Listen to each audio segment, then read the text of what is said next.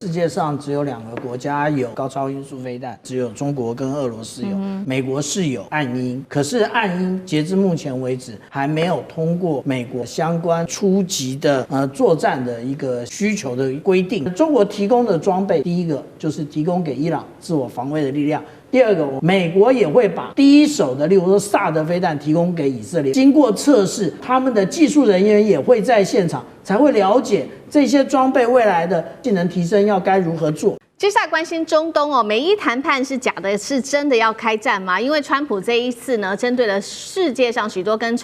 伊朗比较友好的国家做了制裁，那么在关税上面的制裁，同时它的航母已经压境了，伊朗则是亮出它的超高音速飞弹，再加上北京传出说要提供雷达跟防空系统给伊朗。今天我们来看到中东战事一触即发，3个火线话题，今天请来宾帮我们做解答的是，美军这一次祭出的各种制裁，也代表战争进入倒数了吗？我们可以看到2月6号的美伊和谈是真的已经破局了吗？还有没有救啊？第二件事情是伊朗这一次也亮出它的各种武器，除了这个长程弹道飞弹，这个是霍拉姆沙赫尔之外，还有这个巴马赫的超音速飞弹，射程据传直指以色列，真的有这么强吗？最后来关心到是中国大陆到底是否真的帮助了伊朗提供反隐形的雷达，加上它的防空飞弹系统，它的战力又如何呢？能够威胁到美军的轰炸机吗？今天就这些议题，我们会一起来做关心。好，在阿曼这一天，2月6号举行的这个核谈判呢，美国已经要求了伊朗的2件事情，包括说，伊朗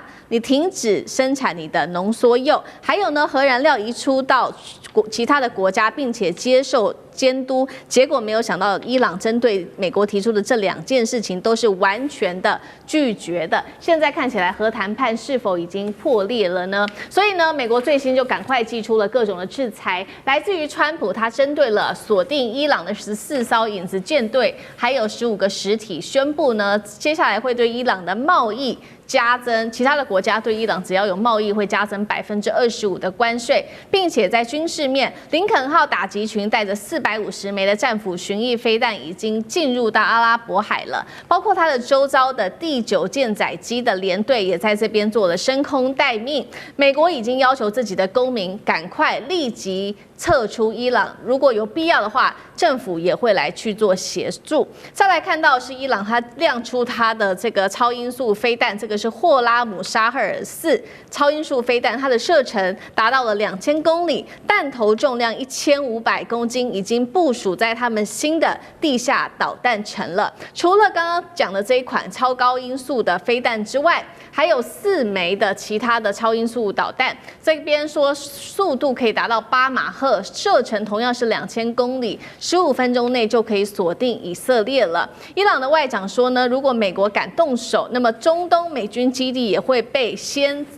得到报复哦。中国大陆则是提供伊朗在这个方面，不管有反隐形的雷达系统或者是防空系统，在内包括了多款的武器，要协助伊朗打击美军的轰炸机。那么解放军也接收了大量解放军的军用运输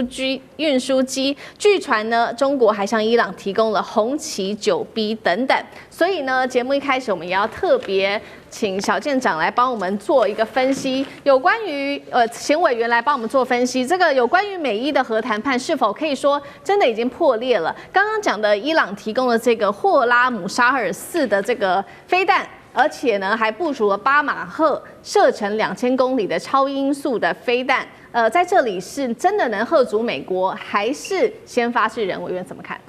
既没办法先发制人，也没办法吓阻美国。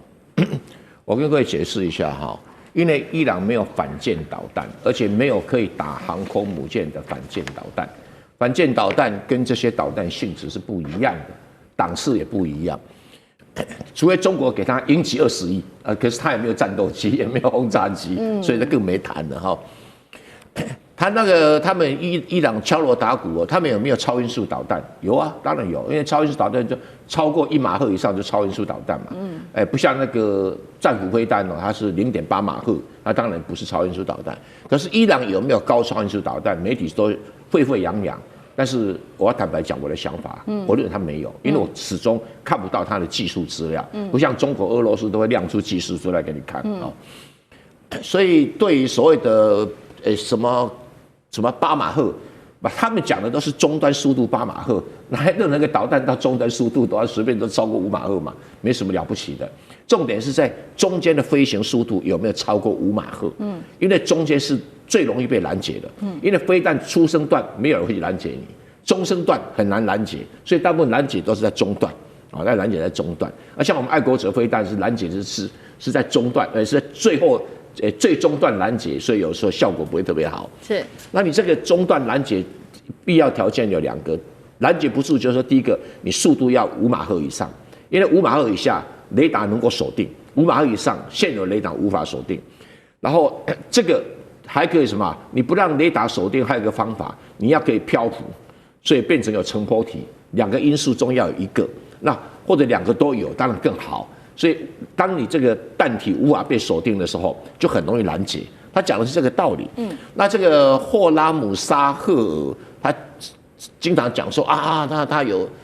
射程2000公里，射程2000公里没什么了不得就是中程弹道导弹。然后这个超音速也没什么了，但是他到了没有办法拦截的地步，那我觉得稍微夸张了一点。因为目前我所知道的，只有中国跟俄罗斯有高超音速导弹，其他国家没有，看不出来其他国家有那胡塞组织那纯吹牛的啦那再来看看这个射程打以色列，打以色列挨个几个导弹也正常啊。一场战争什么可能不挨几个导弹呢？对那只挨几个导弹对以色列会伤多大？我认为是以色列承受得起承受得起，不至于说被打以后就瘫痪了，不至于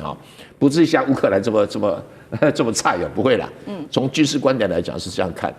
但是这个现在就是说，美国要怎么打伊朗？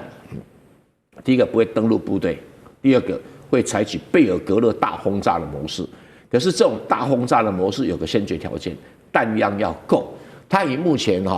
所谓的450枚战斧巡弋导弹不够，要加倍，一定要加倍要加倍。那加倍的话，就要有另外一艘航空母舰打击群来。那现在据了解，小布希号好像在赶来当中，但是还没有确定这样的一个说法。那整个战略目标，就说我这场战争，美国到底在想什么？其实美国认为他是想要铲除教士政权跟革命卫队的头目，仅此于这样就能够动摇伊朗的政权。大家不要把想说动摇伊朗政权很复杂，伊朗政权是全世界最容易动摇的政权。你看看那巴勒维的爸爸，一个旅长带了一个军队就把那个卡萨王朝给打垮了。那一样就是这个东西就是伊朗的特性，因为伊朗一向是少数民族政权，就像满族统治中国，那汉族大多数，如果汉族不理你满族，你满族就垮台了。现在伊朗也有类似的情形，所以它如何精准的，第一个弹量要够，大轰炸量要够，第二个就是说情报要准，到底这些人住在哪里？他并没有要灭伊朗，也没有把伊朗什么能源设施打烂掉，那倒没有，打会打，那不会打烂掉。那他开这个条件呢？他当然是在勒索伊朗，伊朗怎么可能答应呢？不止如此，他还要什么把他的弹道导弹？当然有人讲说，伊朗现在有什么多少个几百公里的地下弹道导弹，平常讲那个都不太管用了。为什么不太管用？因为美国都知道弹从哪里出来啊。弹道导弹最麻烦的，除非像土地像中国够大，一拉5000公里，伊朗怎么可能地下5000公里的这种所谓的井喷式弹道导弹没有，伊朗没办法。那几百公里，美国应付得来。好，这个是伊朗的战力的评估。那中国呢？中国现在说提供给伊朗反隐形雷达系统跟它的防空飞弹，能不能有效的威慑美国的 B2或者是 B52等等的轰炸机？小舰长又怎么看？我稍微补充一下刚刚郑源老师所说的这个世界上只有2个国家有这个高超音速飞弹。那很多人会质疑说第3个国家美国也应该有美国是有暗鹰，可是暗鹰截至目前为止还没有通过美国的相关的那个初级的作战的一个需求的规定所以其实现在也真的只有中国跟俄罗斯有。那我们最近看到的照片呢，也就是在阿拉伯海上面的这一个林肯号航空母舰它迎来了鱼鹰机。这个鱼鹰机里面坐的不是一般的补给品，也不是路人甲我们可以看到这2位第一位这一位呢，其实是这个美国派驻到伊朗的这一个和平代表，也就是科索夫。那另外这一位呢，其实是库许纳，也就是川普的女婿啊。那如果我们从中国的历史上来看啊，也就是钦差大臣跟驸马都到了，也就是直接传递给这一个林肯号的讯息非常清楚。当然现在不需要，现在只需要用 data link 就可以传递了。但是它的出现这一个象征性的意味是很强的。如果我们看到上个礼拜 USNI 所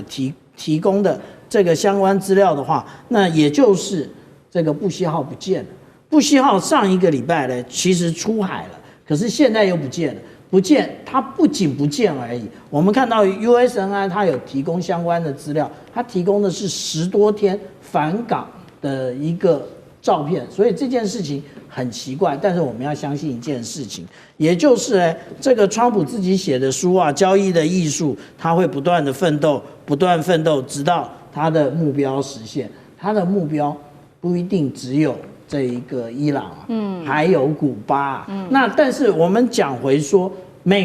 中国提供的装备，那我现在拿出这张图啊，有很多人会质疑说，这一个有关于这个 JY27的这个雷达，这个我们之前看到那个委内瑞拉也有啊，对，现在大家都证实了委内瑞拉的这个雷达，第一个没启动，第二个保养的状况非常的差，所以其实没有达到作战的使用的状况。这一种雷达其实因为它使用的是 VHF 频段，专门客制的，也就是逆中战机的部分。那为什么现在还会不断提供到这个伊朗？当然，第一个就是提供给伊朗自我防卫的力量。第二个，我们千万不要忘了，美国也会把第一手的，例如说萨德飞弹提供给以色列，为什么？因为测试一下嘛，经过测试，然后他们的技术人员也会在现场，才会了解这些装备未来的这一个性能提升要该如何做。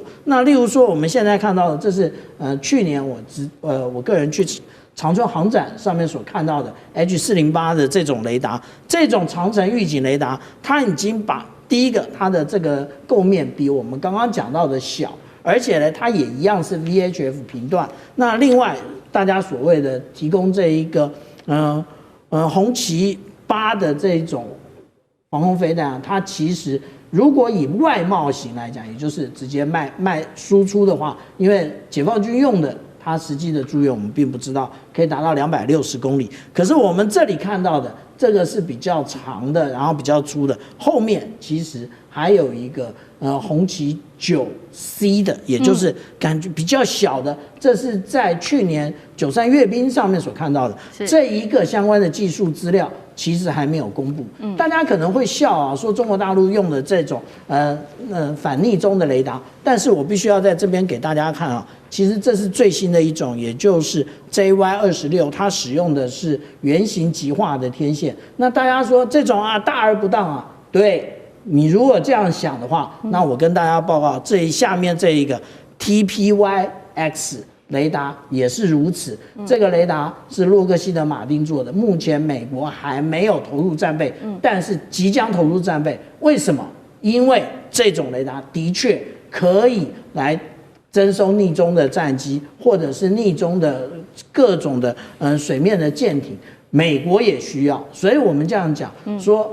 不要因为这一个委内瑞拉的状况，就认为解放军的装备不行。好，这个是中国大陆提供给伊朗的装备武器。那关键还是要回到说，因为2月6号的这个核谈判，美伊的核谈判破裂嘛，那接下来美伊关系又如何发展？我们最后1分钟，请聂老师帮我们补充。OK， 我这个很有趣的一件事是，去年大家记得6月4号，对不对？这个在加拿大开的 G7 会议，一半就偷跑回去，然后说2个礼拜要打这个伊朗，结果呢2天就攻击的这个所谓的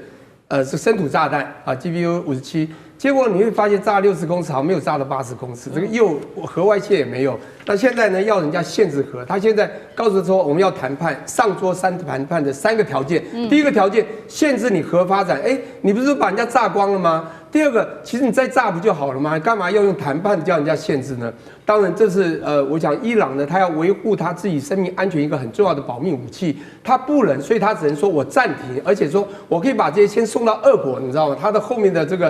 背后代理人就中国、俄国，大家可以还保护他一下。对，所以你看这个谈判是谈不拢。第二个，当然美国还要求他这个长城这个飞弹的弹道要把它这个完全要这个取消掉，所以你觉得这个这个伊朗怎么会接受？当然，这时候你就会这样发现他们这个剑拔弩张。可是刚才也讲到了，这个没有错，我也搜寻了一下，伊朗其实它没有真正所谓的反舰飞弹啊。即便这个可以打得很远，但是我看到的收文是，它不是真的要打你这个舰，它可能打不到，它是要你这样做，我就打你这个所谓的美军基地。地对地的嘛，那个是这个所谓的长城飞弹，也就是他那几个有最少好几枚，他可以打到以色列，就攻击以色列。我觉得他现在要做的是这些动作而已。那当然对美国来讲，我觉得现在美国他不敢随便乱打，迟迟不打，我觉得好几个原因。第一个是时空背景不一样，跟去年真的不一样。第二个，因为伊朗这些就是反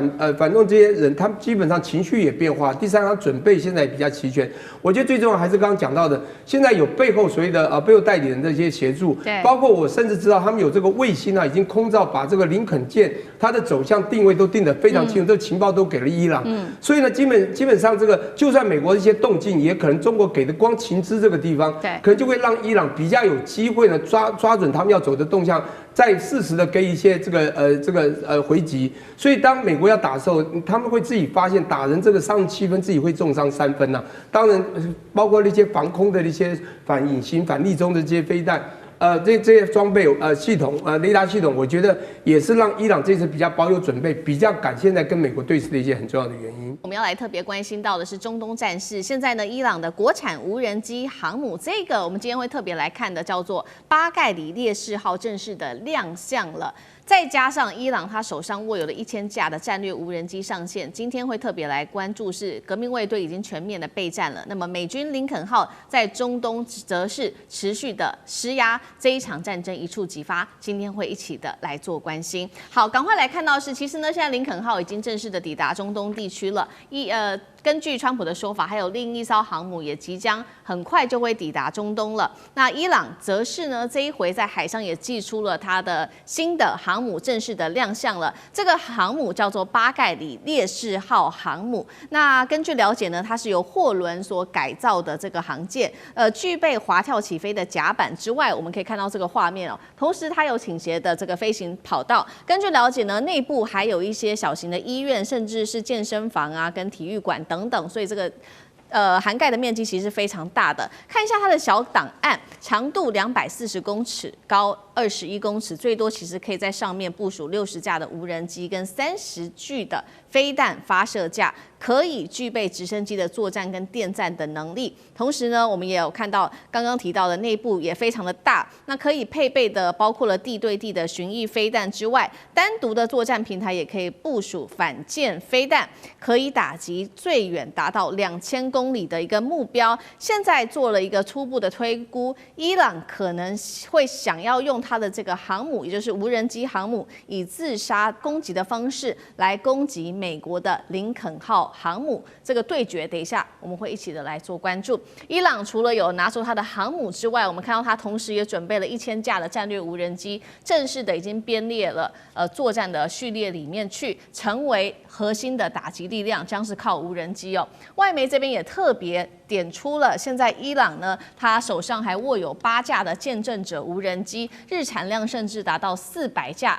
而且重点来了。还有俄罗斯在当中帮助提升它的产能。刚刚说到了俄罗斯的角色，除了帮助在无人机的生产之外，还有寄出了米格29武装直升机。现在根据了解，已经现身在伊朗的境内了。那么伊朗现在也说呢，他要掌握荷姆兹海峡，也就是接下来我们可以看到，在2月份，2月1号到2月2号这2天。他会在荷姆兹海峡这边正式的举行实弹的军演，这个海峡将会被很快的控制住。伊朗的政府专机也从德黑兰被拍到直奔莫斯科的一个航道，是否代表说最高领袖哈米尼接下来会逃往俄罗斯呢？这样子的议题，我们会持续的来做关注。那么来看到美国方面又做了什么样子的准备呢？在各个武器逐渐到位，我们看到除了林肯号抵达中东之外，自己的官员也证实了，一艘驱逐舰也到位了。美媒披露，现在川普正在评估对伊朗即将发动新的重大军事打击。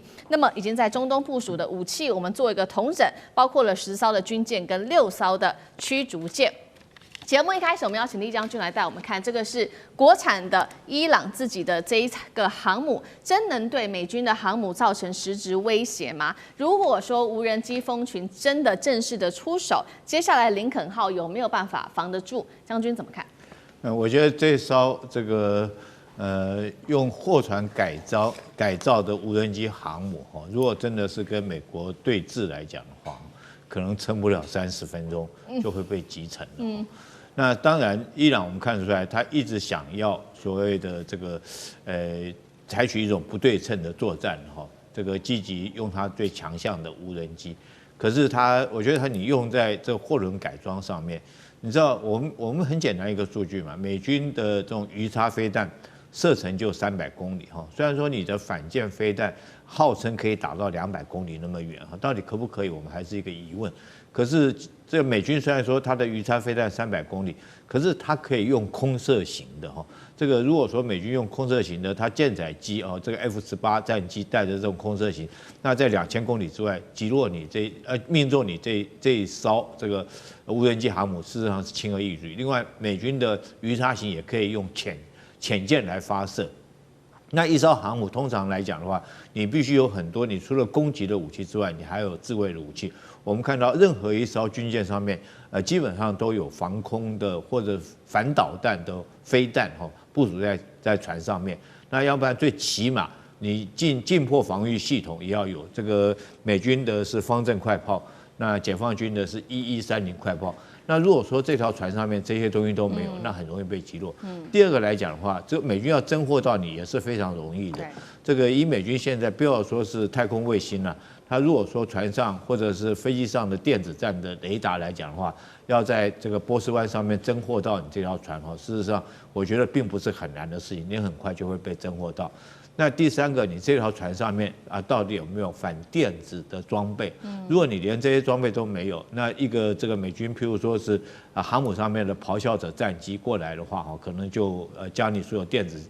系统全部干扰到。当然，我觉得伊朗这也是没办法中的没办法说想用这种办法，可是这个确实很不切实际，只是流于政治宣传为主。那目前来讲，据我了解的，到今天下午最新的一个讯息这个美国虽然说林肯号航母已经部署在这个阿曼湾的外海，就阿拉伯海波斯湾的外海，在这边应该已经在那边就位了。虽然它将 AIS 关掉，但是今天有一个 AIS 的信号雷达又开了在什么地方呢？有一艘美军的伯克级驱逐舰，现在正通过红海这个苏伊士运河，它等于说是从这个地中海那个方向赶过去，所以美军不断的军舰在这方面增援这个地方。我个人认为，美军是想要川普是想要借着这个极限的军事施压来迫伊朗来就范，来愿意上这个所谓的谈判桌来谈所谓外交方面来做解决那伊朗来讲，目前来讲也没有说是完全关掉这个大门，外交的谈判他也没有关掉这个大门。但这场仗打起来，我觉得就美军来讲，也不见得能够占到便宜。虽然说他可以将伊朗打到元气大伤，可是他如果说不能在第一时间就将伊朗这个逼他就范来讲的话，那伊朗后续的反扑，甚至后续的力道还是很大的。对美国这个在中东地区的基地我们现在看到伊朗来讲，它的主要的武器就是导弹跟这个无人机嘛。那不管是对以色列或对美军在这个中东地区的基地，都会构成很大的威胁。所以我个人研判到最后这2个国家还是会走上这个谈判桌来做一个用外交方面来做一个解决。那真的是开战的几率，我个人研判是不高的。好，所以我们看到美方现在正在做极限施压，所有的武器都已经集结在伊朗的周遭。那另外一方面，这个伊朗看起来情势紧张，是不是在这个时候也有跟俄罗斯有军事上面的合作呢？刚刚提到了说，哈米尼的专机现在有在猜测是否要往莫斯科的方向飞过去，难道他是要逃离这个伊朗吗？那同一时间，另外就是有被发现遏制的米格29现身在伊朗。这个俄罗斯的角色在这个时候是什么？是政治避风港，是战争时候的后援吗？我们也看一下米格29的战力，可以为这一场战争带来多大的助力？张将军怎么看？我认为这个哈米尼到莫斯科去它有3个意义，也是3大目的。第一个做战略移转，因为哈米尼如果留在德黑兰，留在伊朗，他是美国要去攻击的目标，就跟在委内瑞拉对马杜罗就是要去擒拿他。那现在他如果是哈米尼是伊朗的最高宗教领袖，也是最高领袖，他现在到莫斯科去了，战略目标到莫斯科去了。你在这边，你对美国对德黑兰还能够有这一方面的要去狙杀哈米尼，用一个外科手术式的斩首战吗？没有啦，你的目标已经跑到莫斯科去了。在莫斯科来讲是相对安全的，这是一个战略移转。因为哈米尼在哪里都会洞见观瞻，被以色列的摩萨德的情报组织，或者是美国的 CIA 中情局掌握，那就是讲的轰炸目，就是那个地方，因为这个很容易被掌握嘛，因为他这个想要去隐蔽，躲在哪里？躲在指挥所，躲在地下洞穴，或者躲在碉堡里面，很容易被掌握，那就是被攻击目标。那他离开了，你怎么攻击？他本人不在那个地方，所以这是一个非常重要的战略移转到安全的处所。第二个，实施战略沟通跟战略协调，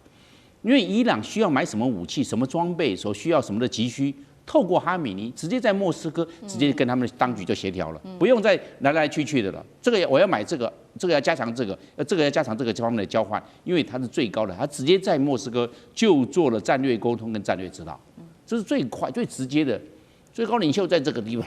地方嘛，很容易就可以达成他的战略沟通的这一方面的目标。我们第3个就是一个我们讲的保全战略象征，因为他是毕竟是伊朗的最高领导人，那最高领导人是安全的，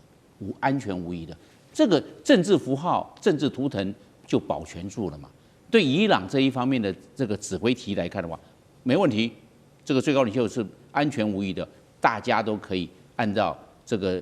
指挥体系、组织运作、这个官僚的体系继续来这边实施，没有问题啊。所以他这个是为了保全战略符号、战略图腾、战略象征，他做了这方面的努力。我认为伊朗是有备而来的，不然的话，那哈米尼在哪个地方？在伊朗，伊朗虽然大，但是问题是目标被掌握的是相对容易的。是。那我们现在看米格29，那米格29是一个战斗机，它的这个最高的速度是2.3马赫，这个最大的航程我们讲的就是1500公里。但是问题是它是老一代的。那它老一代的话，现在都已经到了数位化的这种作战模式，或者是体系化、网状化的作战系统。那它这个能够有多少的这个我们讲的抗干扰、电子反制的能力？我认为堪虞。因为再加上一个最大的致命伤，就是讲的伊朗的训练，因为它经过它那么穷，经过美国的这种武器禁运，还有经济制裁，它在这一方面是经过长期下来，对它军力的这种折损跟他的训练来看的话，都会受到非常大的影响。尤其我们看去年2025年，这个以色列也包括美国的 B2 轰炸机对伊朗的这方面的轰炸，伊朗整个防空只管通缉系统也好，还有防空这个飞弹也好，防空火炮系统都没有发挥威力耶。那换句话说，它的系统空地整合的系统出了一个很大的问题。当然，俄罗斯也提供它的这个最新型的这米28的武装直升机，但是这是对地作战的，这个武装攻击直升机是对地作战的。那美军跟以色列如果不进入地面进入，这米28大概只能这个空中警戒跟地面运兵的这方面的一个功能了，所能够发挥是有限的。所以米格29的战机也好，或米28的武装运输直升机也好，我认为在伊朗所能够发挥的战略角色相当有限。好，不管这一场战争会不会真的发生，但是我们看到，其实现在在中东附近，尤其是伊朗附近的邻国，他们其实很多国家是不希望发生的，这当中也包括沙烏地阿拉伯。主要的原因是，其实他们也会担心，如果真的在伊朗境内的神权发生什么问题的话，对于后续整体的中东情势恐怕也是会更危险的。为什么会这么想？杨老师怎么看？如果伊朗发生动乱、冲突、战争，那一定会有外溢扩大的效应。你想想看，伊朗这样子一个面积跟它的人口将近有9000万的这个人口，对它在中东跟西亚的部分哈，就包含阿富汗这些整个区域，它是最中心的。它连接了波斯湾跟黑海，那所有的历史上的就是重要的通道以及地缘的战略这个高点都在这里。那它又是两个特殊的是，它虽然是穆斯林，但是它绝大部分是什叶派，那跟其他中东国家的穆斯林国家不一样。第二个，它种族上是波斯人，古文明，可是一直以来其实就以这个区域为主，跟其他的阿拉伯人种族上不一样。因此，它是一个完整的，就是这个民族国家啊。虽然有一些其他少数民族，当它如果发生战争的时候，你就可以想象得到，第一个，这个军事冲突会扩大，因为它可能会针对在这个区域有其他美军基地，哦，或者是从甚至伊拉克、科威特、巴林，然后呢，卡达到就是阿拉伯联合大公国。都会变成他攻击的对象，所以这个军事冲突的扩大哈，当然以色列也是一个可能的目标，这第一点的这个危险。那第二个就是这个恐怖团体，就恐怖攻击也可能会扩大，因为过去各位记得吗？从伊朗到伊拉克到黎巴嫩，然后呢到就是叙利亚哦，基本上一直连结的就是以什叶派为主的。那经过这一阵子，从伊拉克到黎巴嫩的。就是相关的派系，以及到叙利亚的这个政变，这美国跟以色列相当程度的压制了伊朗支持这边的什叶派的一些作为。可是现在如果它整个动荡的话，这个一定会相关的这些组织恐怖攻击会再起。那第三个，能源啊，你都更不要想，战争还一开打的时候，波斯湾可能就被封锁了。然后呢，伊朗自己本身的油，它如果减少供应的话，国际的油价。那甚至这个区域的能源的运输都会产生影响。那第四，我们刚刚提到，它有9000万的人口，你产生的难民的冲击也是难以想象的。它其实整个过去20年，整个中东跟西亚地区的这些冲突，从美国打阿富汗到伊拉克，全球的难民都在增加。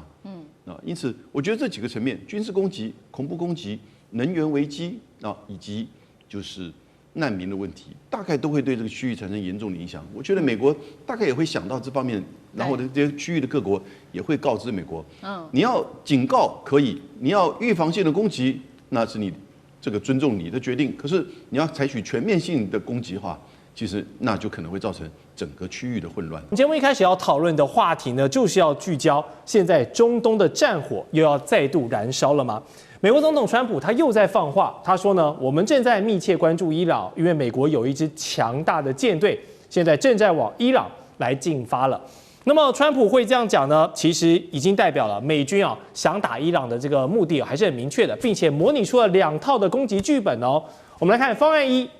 是所谓的有限打击，主要是针对这些伊斯兰革命卫队他们所在的军事设施哦，做如这个手术刀般精准的力量去打击，那重点是削弱他们的军事力量。方案2呢，就是要把场面闹得更大，决定性的打击就是发动高强度的军事行动，要把伊朗现在的政权整个翻掉，不翻掉呢就不罢休，这样的一个决定性的打击。好，2种方案呢要来实施哦，都离不开一个重点，就是什么？航空母舰打击群。所以我们也观察到林肯号，它在通过马六甲海峡之后呢，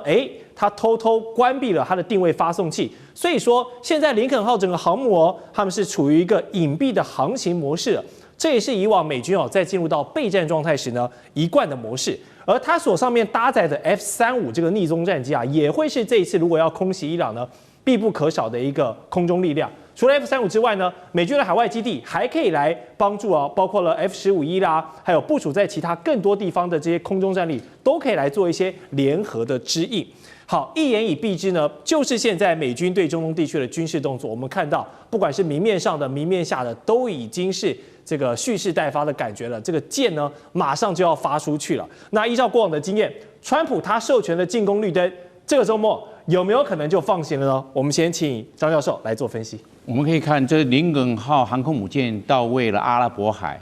然后它的一些相关的，包含空中预警机，还有 KC-135空中加油机，以及 F-15E， 如果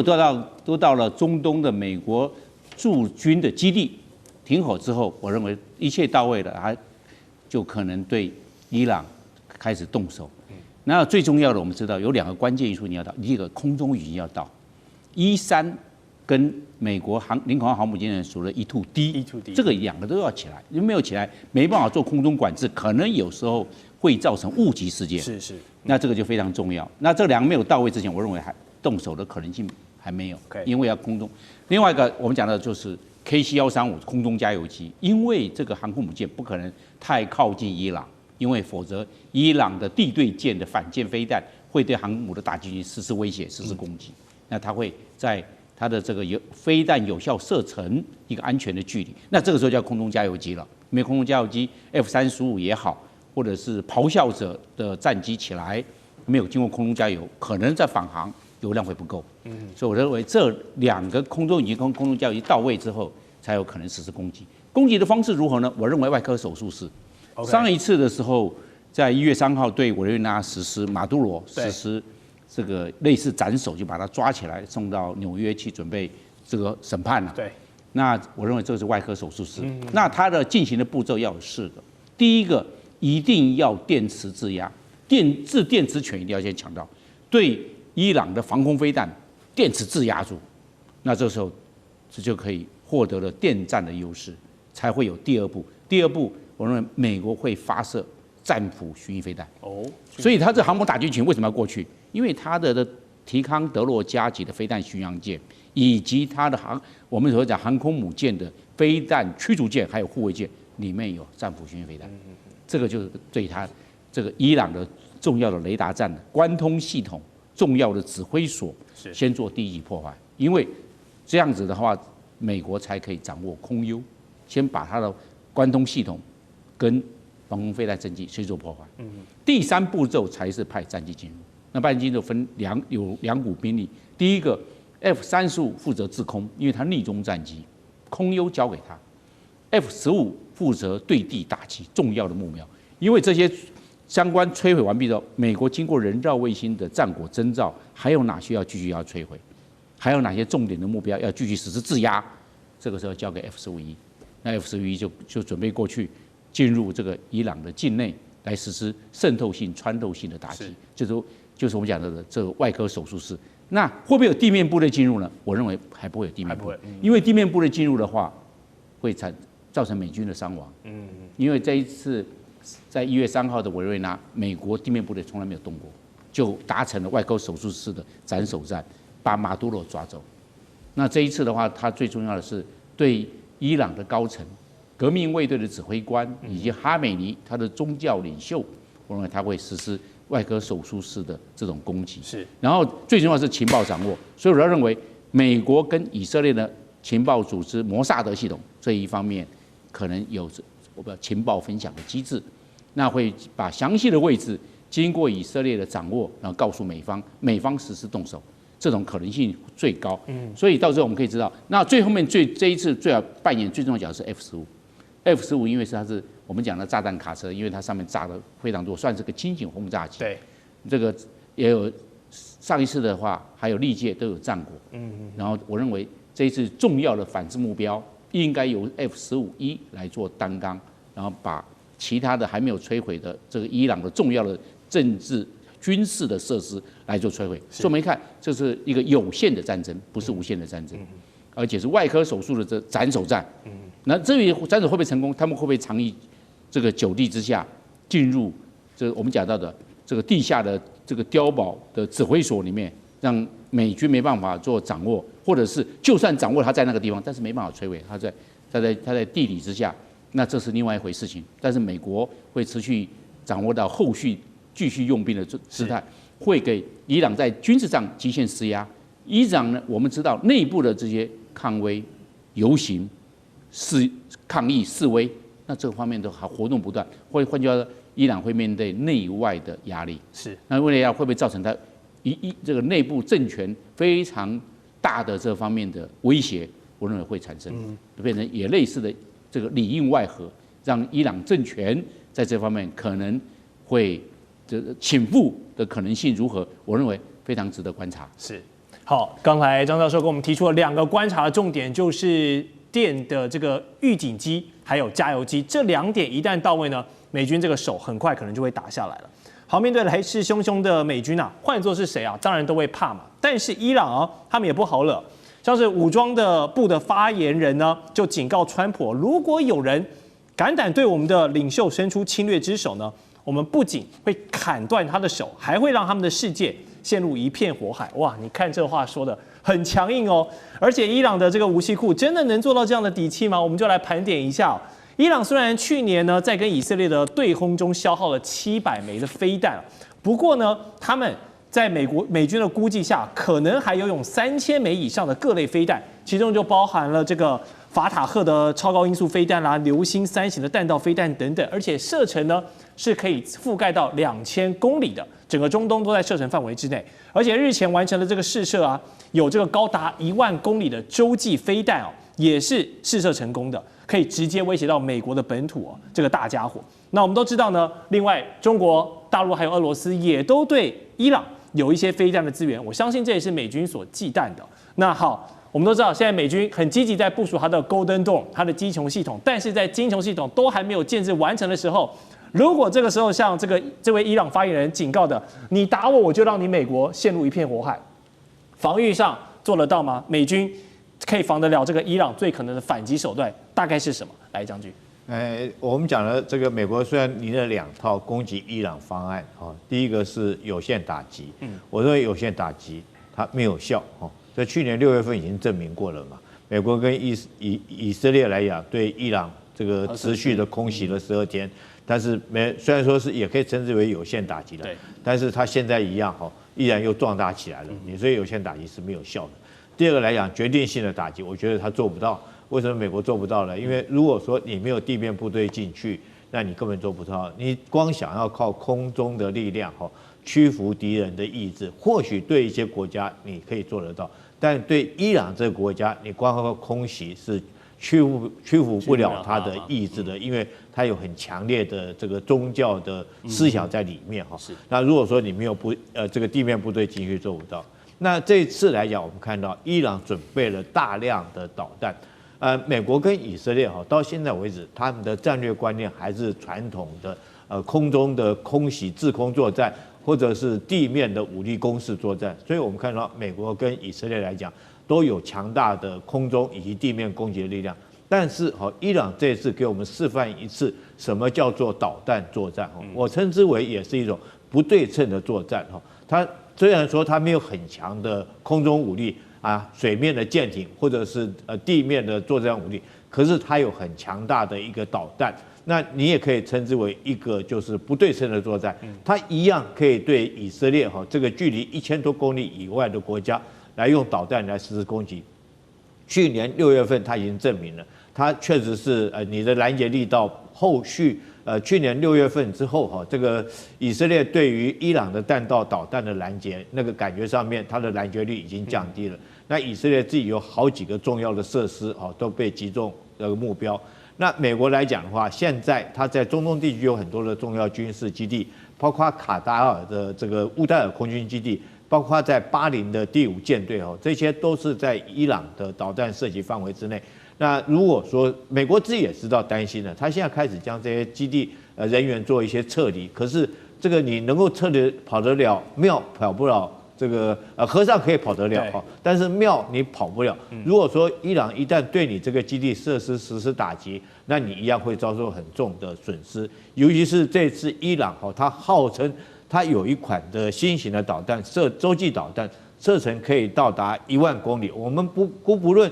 他是不是吹牛，但如果说他已经讲出来的话，那确实可以对美国实施攻击。当然不至于对美国全国造成一片火海，可是他只要找到以美国这种他只要老百姓他的几个主要城市遭受到1枚的导弹攻击到，我觉得对美国全国的政局来讲就会产生很大的影响更遑论这次如果说伊朗已经准备了将近3000枚的各型导弹，我觉得这个不是吹牛，可行性是很高。因为去年6月份之后，我们就听到伊朗大量的进口硝酸铵这一类的这个导弹发射的原料进口，然后中间有一次还发生过爆炸，那可见它在大量的存储以及制造这些弹药。但最后我们要知道，伊朗这个国家它最大的武力是什么？是革命卫队，它不是国防军，国防军武力不强。但是革命卫队是真的是有战力的一支部队，而且是有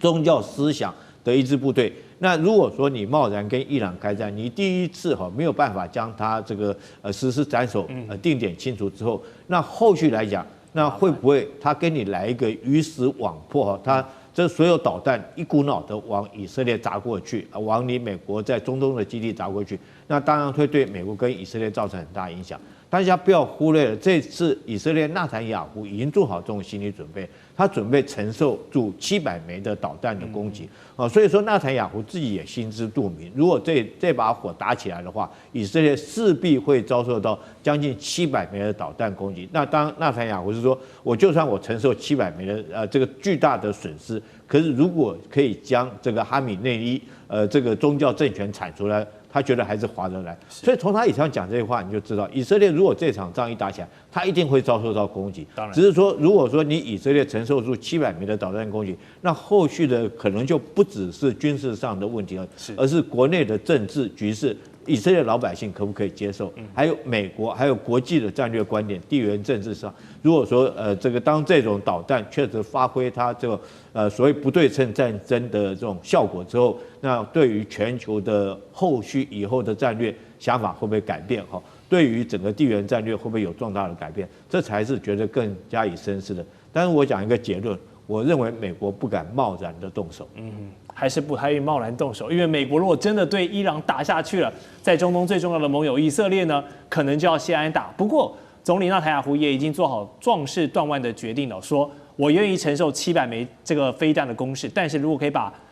这个哈米尼的政权铲除掉，他认为是值得的。可见中东局势现在已经很接近一触即发的状态了。不过开战前呢，川普也再次强调，他将对跟伊朗有往来的一些国家加征25%的关税，并且是很快就要生效了。可见美军要飞弹跟这个经济武器一同来发难。那当中受到影响最大的，当然就是中国大陆还有俄罗斯嘛。而如果美国真的等手让哈米尼政权垮台，势必会扶植一位亲美的领袖上去做这个政权的交替。那么长久以来，对中俄两国在中东的布局会有什么非常重挫的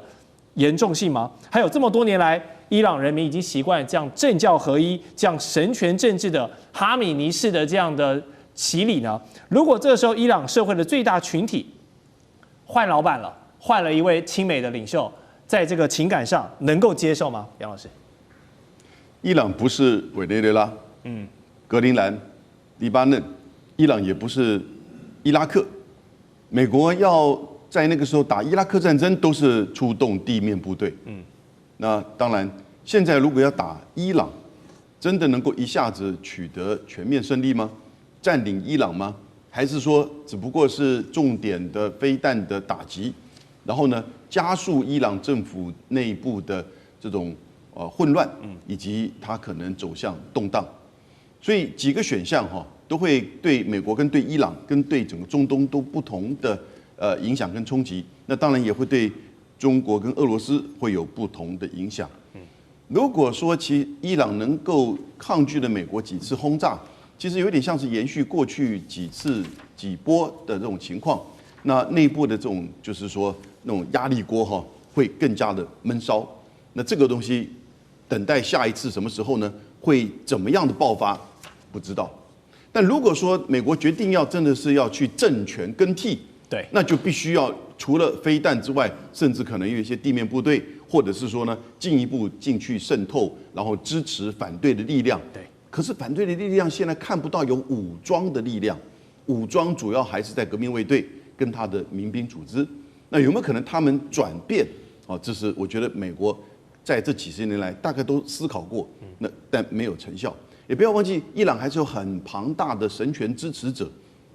毕竟这个什叶派的支持者还是很强劲的。是的，所以就算是我们做美国最理想的打算，他在短期之间可以去更替政权不一定他自己美军进去更替，而是里面的内部的政府动乱而出现新的这个政权，他会不会出现一个亲美的政府呢？我个人觉得，愿意跟美国交往、